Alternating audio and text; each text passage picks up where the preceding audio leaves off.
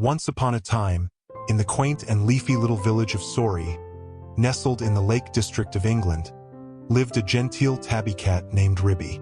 She was the kind of cat who valued tidiness above all, kept her garden free of weeds, her doorknocker polished, and her house smelling faintly of lavender and freshly baked goods. Ribby was not only neat but also a culinary enthusiast of a very specific persuasion, one that involved traditional English pies, often with ingredients that would make a dog's whiskers curl. Ribby decided one morning that the time had come to host a tea party. And not just any tea party. No, this would be a splendid, lacy, fine china, pink-rimmed pie dish sort of event. The guest of honor?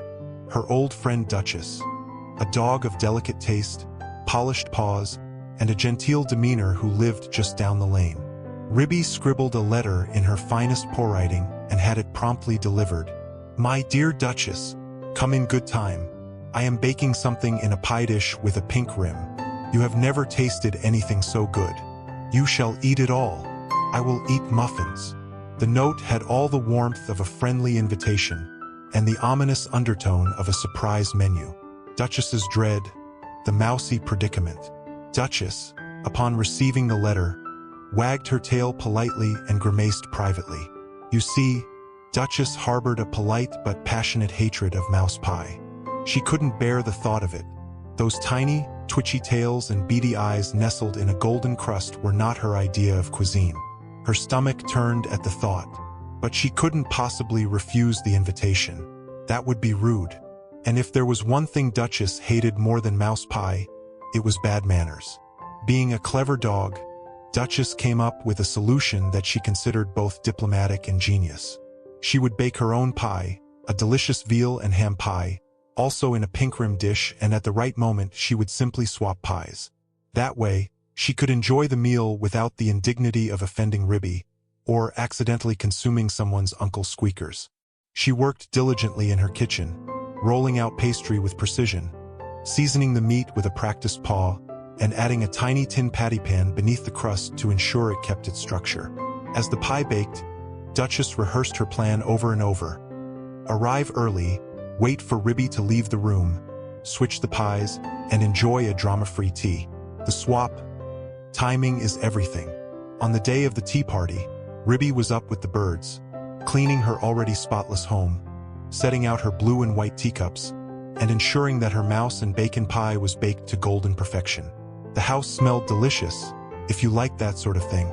Satisfied with her efforts, Ribby placed the pie in the oven to stay warm while she dashed off to the village to buy some muffins.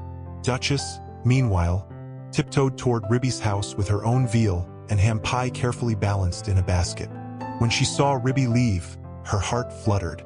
"Now's my chance," she whispered, looking left and right like a dog who'd read too many spy novels. She crept into Ribby's kitchen, opened the oven, removed Ribby's pie, and replaced it with her own. Then, she carried Ribby's original mouse pie back to her house, tucking it under the bed where she hoped it would never be discovered or smelled. Everything was going to plan, or so she thought. Tea time troubles. Where's the patty pan?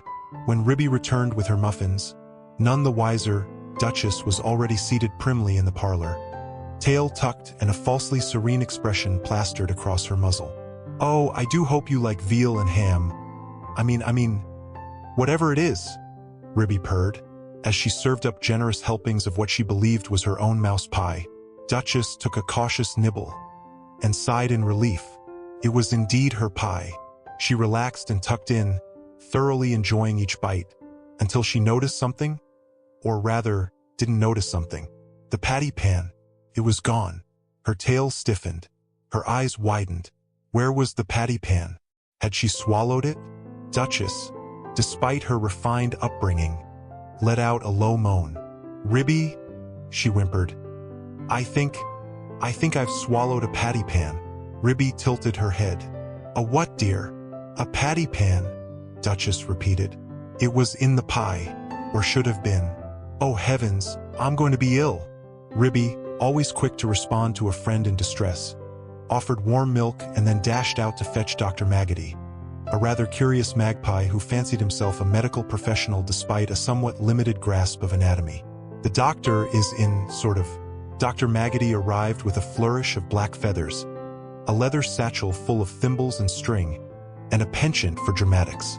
He tapped Duchess's chest with a spoon, looked in her ears, and solemnly declared, "You haven't swallowed anything dangerous.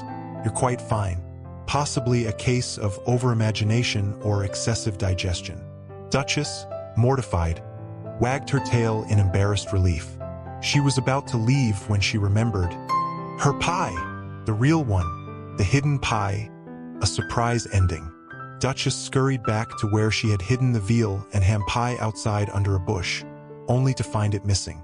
Her nose twitched, her ears drooped, and there, pecking away gleefully at the crust, was none other than Dr. Maggotty, enjoying his payment in pie. He chirped, crumbs on his beak. Delicious. Bit light on the seasoning, though. Duchess said nothing. She sighed, adjusted her bonnet, and left with as much dignity as a dog in pie-related disgrace could manage. Final thoughts on etiquette, pies, and being honest. The tale of Ribby and Duchess, like all of Beatrix Potter's stories, is as much about animal antics as it is about human nature. Duchess learned, perhaps not for the first time, that honesty is indeed the best policy, even when the truth might ruffle a few whiskers. And Ribby? She remained the consummate hostess, never knowing the true origin of the pie that caused such a kerfuffle. In a world full of complex recipes and even more complicated friendships, sometimes the simplest lesson is the hardest to digest. Don't trade pies in secret, don't eat things with hidden patty pans, and above all, tell the truth, even if it's a little awkward. And that, dear reader, is how a tea party that began with pink-rimmed dishes ended in a delightful mess of muffins, magpies, and muddled manners.